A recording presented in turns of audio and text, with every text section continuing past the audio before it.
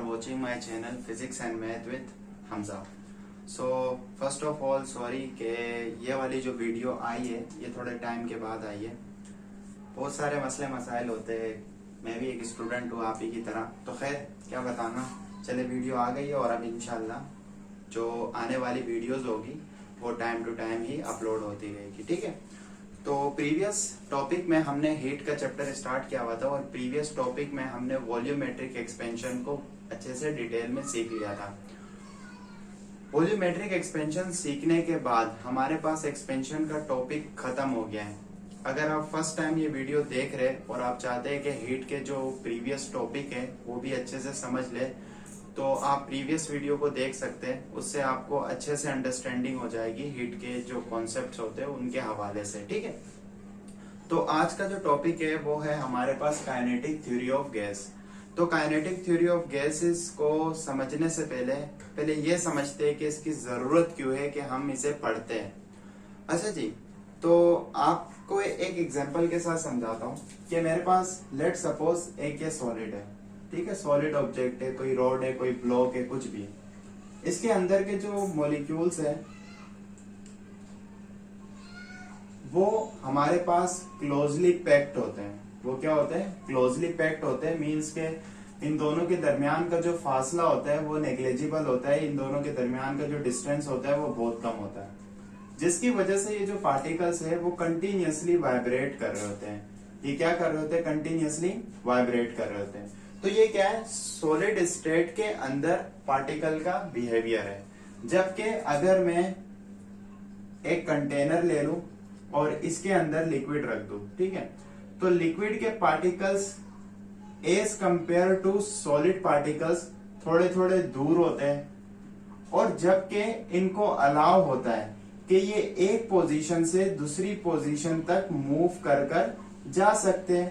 कहने का मतलब ये है कि सॉलिड स्टेट में पार्टिकल्स हमारे पास सिर्फ और सिर्फ वाइब्रेट करते हैं, जबकि लिक्विड स्टेट के अंदर पार्टिकल एक पोजीशन से दूसरी पोजीशन तक चले जाते हैं। तो यहां पर देखें कि एक पोजीशन से दूसरी पोजीशन तक चले गए। अब कुछ ये बिहेवियर तो हमें बेसिक केमिस्ट्री ने और फिजिक्स ने सॉलिड के हवाले से बता रखा है, जबकि हमें गैसियस के हवाले से कुछ खास नॉलेज नहीं है। तो गैसियस के जो मॉलिक्यूल्स होते हैं इनके बिहेवियर को समझने के लिए हमें जरूरत पड़ती है कि हम काइनेटिक थ्योरी ऑफ गैसेस को अच्छे से समझ लें। अगर हम इसे समझ लेते हैं, अब देखिए इसका फायदा क्या है, क्योंकि इन फ्यूचर आपके पास कुछ टॉपिक ऐसे आने वाले हैं जिसमें आपके पास जो कंसिडरेशन होगी, पहले क्या कंसीडर करते थे, कोई डेरिवेशन कर रहे, कुछ भी आप डेरिवेशन करते या फिर कोई फॉर्मूला ड्राइव करते, तो आप सॉलिड ऑब्जेक्ट कंसीडर कर लेते और फिर इसके बाद उस पर फिजिक्स अप्लाई करते, मैथमेटिक्स अप्लाई करते, एक डेरिवेशन निकालते हैं। इसी तरह वो क्या था, एक सॉलिड ऑब्जेक्ट था। अब क्या हो रहा है कि हमें कुछ डेरिवेशंस में ऐसे इन फ्यूचर आपके पास कुछ ऐसी डेरिवेशंस आएगी जिसमें आपके पास जो कंसीडरेशन होगी वो आपके पास गैसियस स्टेट की होगी, वो आपके पास गैसियस स्टेट की होगी, और उन गैसियस स्टेट के अंदर जो गैसेस के जो पार्टिकल्स हैं उनका बिहेवियर तो हमें नहीं पता, जबकि हमें सॉलिड और लिक्विड का थोड़ा थोड़ा बिहेवियर पता है। तो इस बिहेवियर को अंडरस्टैंड करने के लिए हमें दी जाती है काइनेटिक थ्योरी ऑफ गैसेस, ताकि हम इसे अच्छे से समझ लें और जब भी फ्यूचर में हमारे पास गैसियस स्टेट वाली कोई ऑब्जर्वेशन आ जाए तो हमें पता हो कि इनके जो पार्टिकल्स है उनका बिहेवियर क्या होता है। ओके, तो स्टार्ट करते हैं काइनेटिक थ्योरी ऑफ गैस। ये तो मैंने आपसे सिर्फ एक रीजन डिस्कस करा कि इसकी इंपॉर्टेंस क्या है, why we should learn the kinetic theory of gases. Okay, let's start.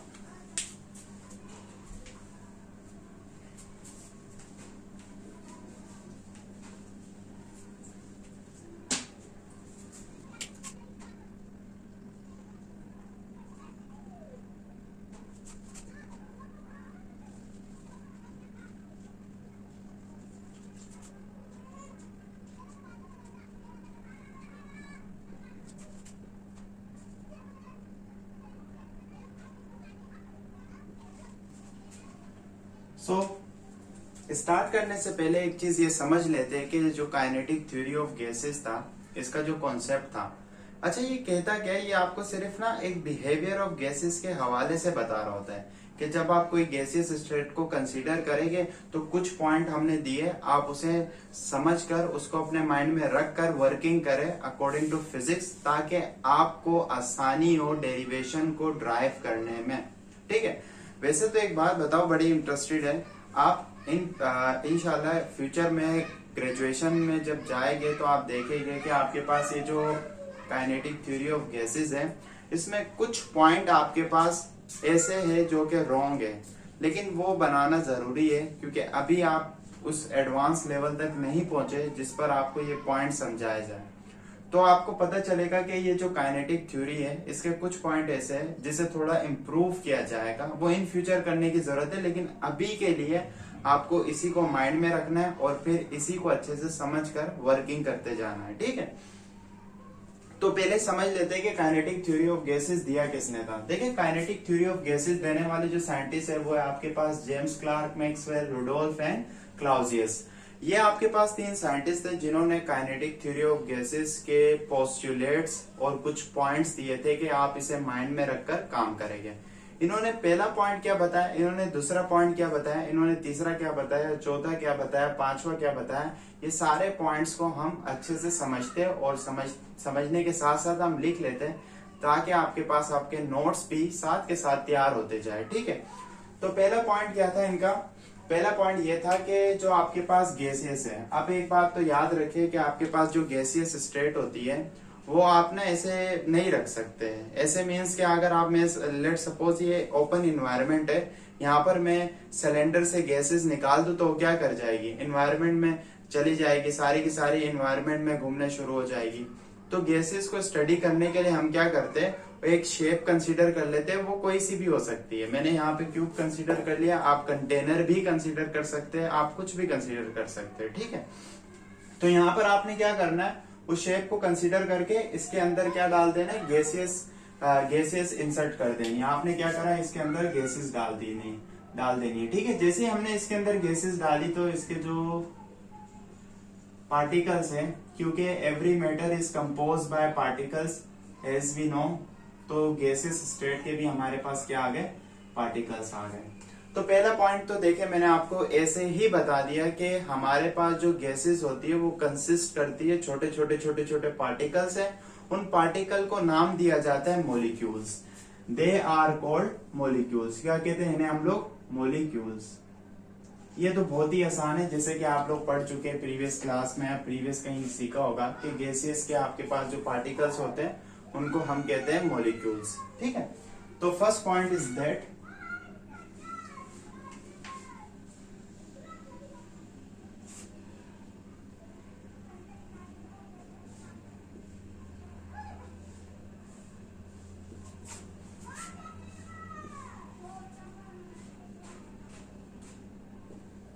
First point क्या है, gases consist very small particle and they are called the molecules. बहुत ही सिंपल सा पॉइंट है। ठीक है, अब दूसरा पॉइंट क्या है, चले जी देखते हैं।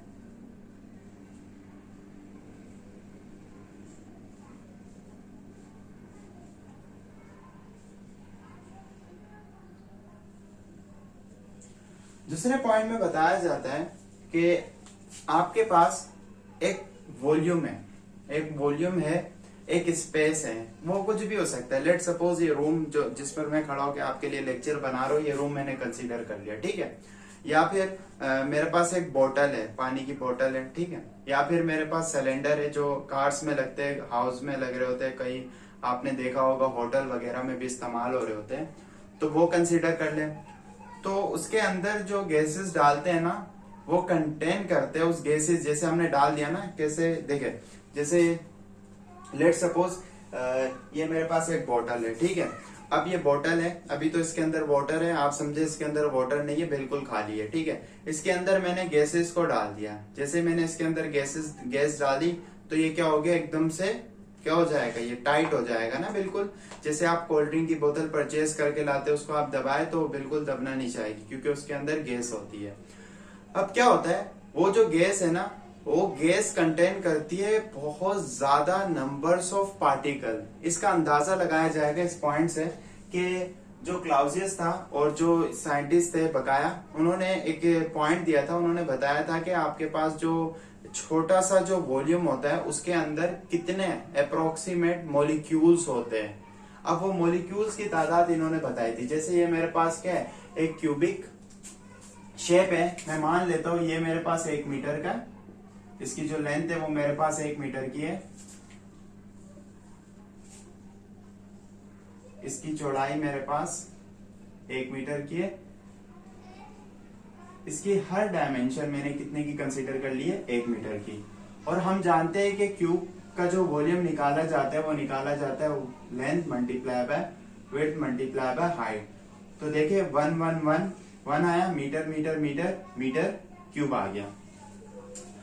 अब इस थ्योरी में बताया जाता है कि आपके पास ये जो 1 मीटर क्यूब है ना, 1 मीटर मीन्स के आपके पास 1 मीटर इतना, ठीक है, 1 मीटर उसकी लेंथ इतनी और 1 मीटर उसकी चौड़ाई इतनी, ऐसा क्यूब आप बना लेना। और फिर उसके अंदर जो पार्टिकल्स आप गैसेस डालेंगे, उसके अंदर जो गैस डालेंगे उसके जो पार्टिकल्स गिनना स्टार्ट करेंगे, 1 2 3 4 5, इस तरह से आप गिनना स्टार्ट करेंगे, तो उसकी जो तादाद आएगी वो आएगी 3 एक्सपोनेंशियल 25 मॉलिक्यूल्स। ये जो आपके पास नंबर बताया आपको 3 एक्सपोनेंशियल 25 मॉलिक्यूल्स, ये बहुत बड़ा नंबर है। तो इन्होंने क्या बताया था, finite volume contains large number of molecules, it is experimentally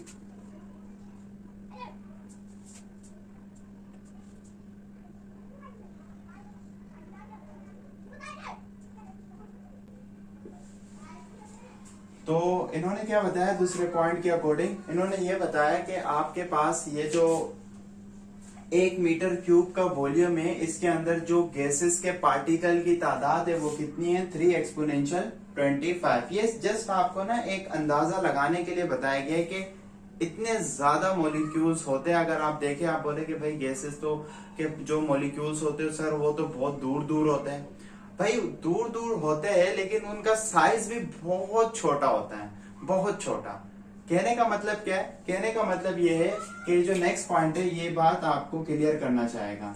ये जो नेक्स्ट पॉइंट है ये आपको यही बात बता रहा है, ये बता रहा है कि the separation between the molecules, के एक मॉलिक्यूल ये रहा बहुत छोटा, दिख भी नहीं रहा होगा आपको कैमरे में, चले मैं थोड़ा ना इसको बड़ा बना देता हूँ। एक मॉलिक्यूल आपके पास ये रहा, तो एक मॉलिक्यूल आपके पास काफी दूर है as compare to his dimension, जो इसकी डायमेंशन है ना, its dimension as compare to its dimension, जो इसकी डायमेंशन बहुत छोटी है, साइज में बहुत छोटा है, जिसकी वजह से एक दूसरा जो मॉलिक्यूल दूसरी पोजीशन पे मौजूद है उनके साइज के एतबार से इन दोनों के दरमियान बहुत लार्ज डिस्टेंस है, बहुत बड़ा डिस्टेंस है।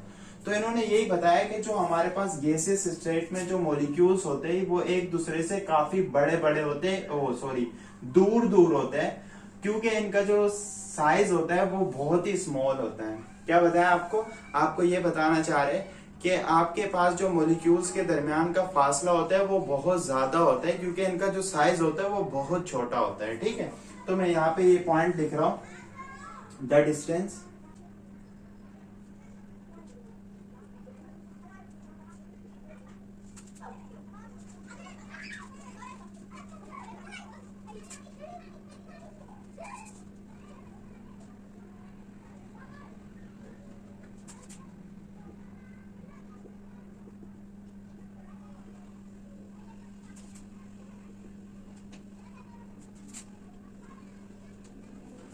ये पॉइंट आपको क्या कह रहा है कि जो दो पार्टिकल्स है यहाँ पर ही कंसीडर कर ले या फिर कहीं दूर समझाने के लिए, एक पार्टिकल ये रहा तो एक पार्टिकल काफी दूर है, और ये जो हमारे पास पार्टिकल है ना जिसको हम मॉलिक्यूल का नाम दे रहे हैं, ये कुछ स्फेयर की तरह है। किसकी तरह है भाई, स्फेयर की तरह।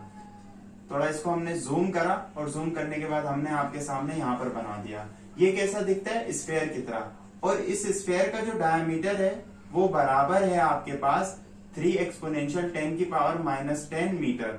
ये डायमीटर आपके पास बहुत ज्यादा छोटा है, क्योंकि इसकी जो पावर है वो कितनी है, -10 मीटर। समझ आ रही है बात? तो ये आपके पास थर्ड पॉइंट आपको ये बात एक्सप्लेन करना चाह रहा है कि पार्टिकल के दरमियान का डिस्टेंस है वो बहुत लार्ज है, और इसका जो ये जो दिखता है, जो आपके पास ये लुक लाइक मीन्स के ये जो आपके पास दिखता है, ये आपके पास स्फेयर की तरह है। स्फेयर मतलब जैसे आपके पास बॉल होती है ना, बॉल की शेप वो स्फेयर होती है। एंड इसका जो डायामीटर है वो है आपके पास 3 एक्सपोनेंशियल 10 की पावर -10 मीटर। तो ये आपके पास 3 पॉइंट हो गए। अब आगे चलते हैं।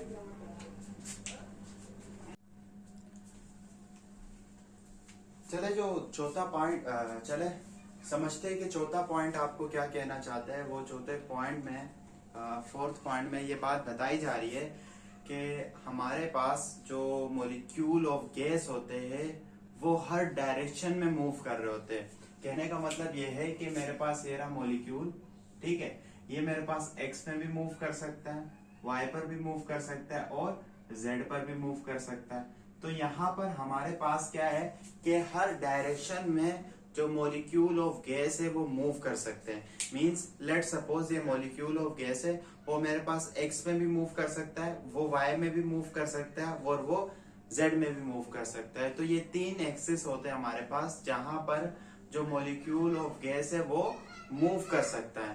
तो इसके बाद मॉलिक्यूल ऑफ गैस जब हर डायरेक्शन में मूव कर सकता है, और ये बात बताई जा रही है आपको चौथे पॉइंट में कि molecule of gas her direction में मूव करेगा और इसके साथ हर मॉलिक्यूल की अपनी वेलोसिटी होगी। लेट सपोज इस मॉलिक्यूल की अपनी वेलोसिटी है, मान लेते 5 मीटर पर सेकेंड, इसकी अपनी वेलोसिटी है 10 मीटर पर सेकेंड। सपोज कर रहे, ऐसा नहीं होता, ऐसा नहीं मतलब कि इतनी वेलोसिटी नहीं होती 10 मीटर पर सेकेंड, ठीक है।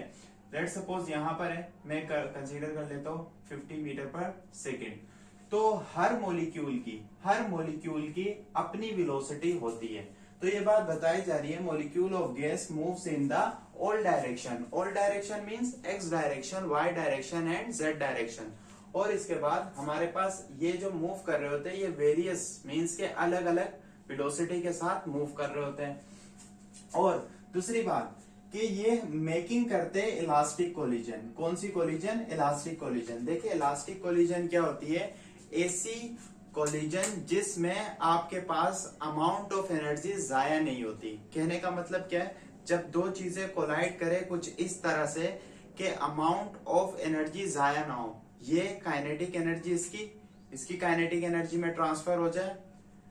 अब इसमें एनर्जी कैसे जाया होती है कोलिजन के दरमियान? देखिए जब दो बॉडीज टकराती है आपस में तो आपके पास साउंड प्रोड्यूस होता है, तो साउंड एनर्जी रिलीज हो गई, वो जाया हो गई। और जब आपके पास दो पार्टिकल्स, दो मॉलिक्यूल्स, दो ऑब्जेक्ट टकराते हैं तो इसके दौरान इनके सरफेस क्या हो जाता है? हीट अप हो जाता है। तो वहां पर आपके पास थोड़ी सी हीट एनर्जी भी निकल जाती है।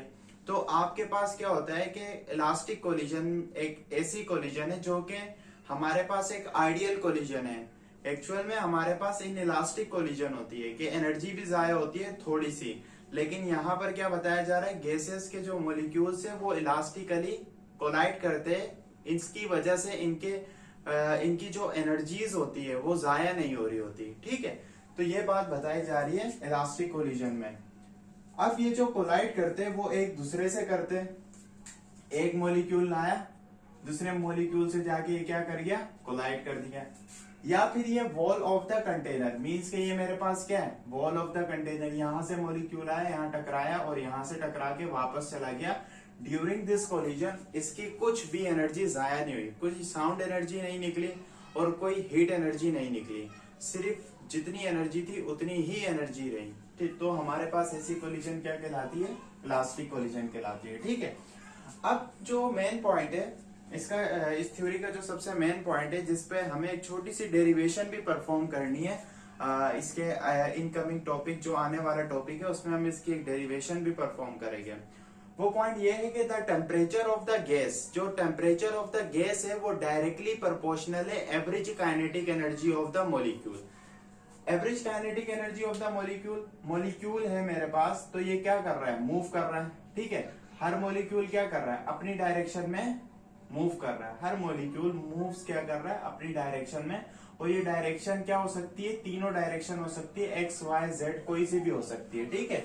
ऑल डायरेक्शन में, प्रीवियस पॉइंट में हमने ये बात समझ ली है, मॉलिक्यूल मूव कर सकता है ऑल डायरेक्शन में। अब यहाँ पर बताया जा रहा है कि जब ये मूव कर रहा है तो इसके पास क्या होगी, वेलोसिटी, और मॉलिक्यूल का अपना मास होता है। तो एक ऑब्जेक्ट जिसके पास वेलोसिटी और मास होता है तो उसके पास एक एनर्जी होती है जिसको हम लोग कहते हैं काइनेटिक एनर्जी। क्या कहते हैं हम लोग, काइनेटिक एनर्जी।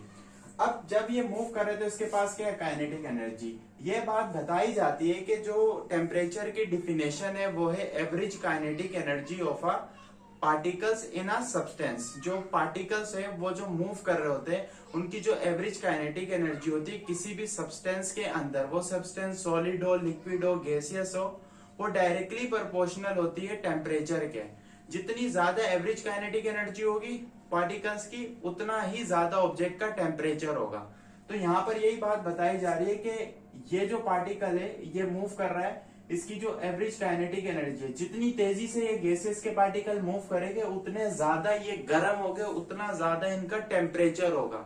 ये बात बहुत इंपॉर्टेंट है, ये बात अच्छे से समझिए ताकि हम इसकी डेरिवेशन परफॉर्म करेंगे तो कोई कंफ्यूजन ना हो कि ये क्या बताना चाह रहा है। अगर थोड़ी सी भी कंफ्यूजन है तो आप इसका जो टेम्परेचर का जो लेक्चर है, थोड़ा सा इतना लंबा लेक्चर नहीं है, व्हाट इज टेम्परेचर, तो वो टेम्परेचर की डिफिनेशन तक समझ लो, आगे की डेरिवेशन है उसकी आप डिफिनेशन तक समझ लो, जब मैंने बताया कि टेम्परेचर हमारे पास एवरेज काइनेटिक एनर्जी है। ठीक है, ओके, तो ये बात समझ आ गई। ठीक है, ये किससे समझ आएगी, अगर आपको टेम्परेचर की डिफिनेशन क्लियर है, क्योंकि मैंने वहां डिटेल में बताया, अब दोबारा से मैं बताऊंगा नहीं। ठीक है, यहाँ तक।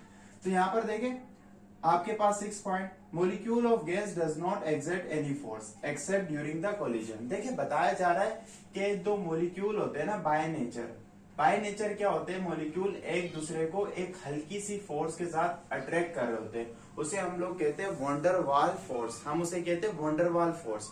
वो वंडरवाल फोर्स को यहाँ काइनेटिक थ्योरी में ना नेग्लेक्ट किया गया कि अरे हम नहीं मानेंगे इसको, आप ऐसे माने कि मॉलिक्यूल ऑफ गैसेस में कोई फोर्स नहीं है। बस फोर्स उसी टाइम लगेगी जब ये आपस में आके टकराएंगे, जब आपस में आके कोलाइड करेंगे ना, तभी इनके दरमियान फोर्स लगेगी। एक मॉलिक्यूल दूसरे मॉलिक्यूल पे फोर्स लगा देगा और बाकी जितनी ऑब्जर्वेशन है वहां पे एक मॉलिक्यूल दूसरे मॉलिक्यूल पर कोई किस्म की फोर्स नहीं लगाएगा।